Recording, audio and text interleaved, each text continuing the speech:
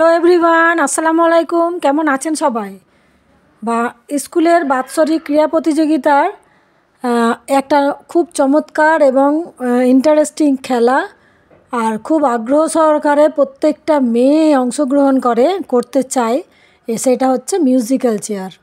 এই musical chair খেলাটা অনেকক্ষণ সময় ধরে হয়েছে, অনেকগুলো মেয়ে অংশগ্রহণ করেছে তাই।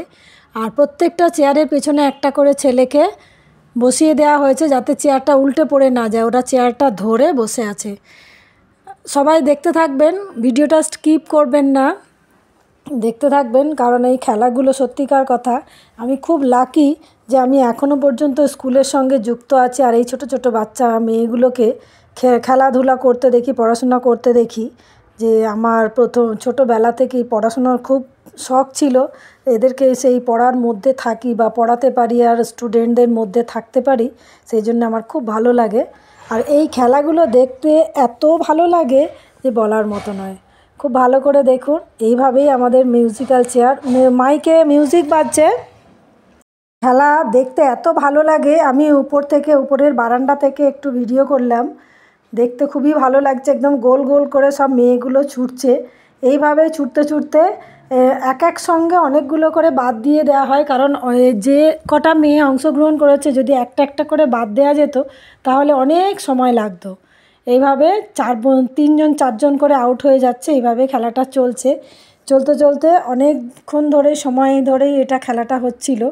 আর এই স্কুলের এই সব জিনিসগুলো, এই সব খেলাগুলো দেখলে আমাদের পুরনো দিনের কথা মনে পড়ে যায়। সবারই মনে পড়ে যাবে যারা ভিডিওটা দেখবেন, যে ছোটোবেলায় আমরা স্কুল লাইফে এই রকম খেলা খেলতাম। খুবই আনন্দদায়ক খেলা, মানে শিক্ষার একটা অঙ্গ এবং শরীরচর্চারও একটা অঙ্গ। খেলাধুলা করলে মন ভালো থাকে, এটা আমরা সবাই জানি, এটা আমাকে নতুন করে বলতে হবে না। আমাদের এইচএম আর শুভেন্দু স্যার আর আমাদের মিতালি দিও ছিলেন এই রাউন্ডের মধ্যে, ওনারা খেলা পরিচালনা করছেন।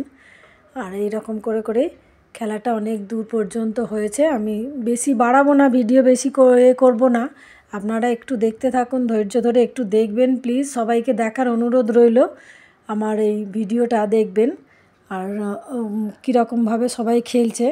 শেষের দিকে আমি কিছুটা কেটে কেটে ভিডিও করেছি, আর সেটা দেখবেন। দেখুন, একবার করে এসে সব বসে পড়লো, আর 3জন 4জন করে সবাই বাদ হয়ে যাবে, তারপরে আবার খেলবে। মিউজিক চালানো হচ্ছে, আমি মিউজিকটাকে মিউট করে দিয়েছি, মিউজিকটাকে এর সঙ্গে অ্যাড করিনি, আমি ভয়েসটাকে মিউট করে দিয়েছি, দিয়ে আমি নিজে ভয়েস দিচ্ছি।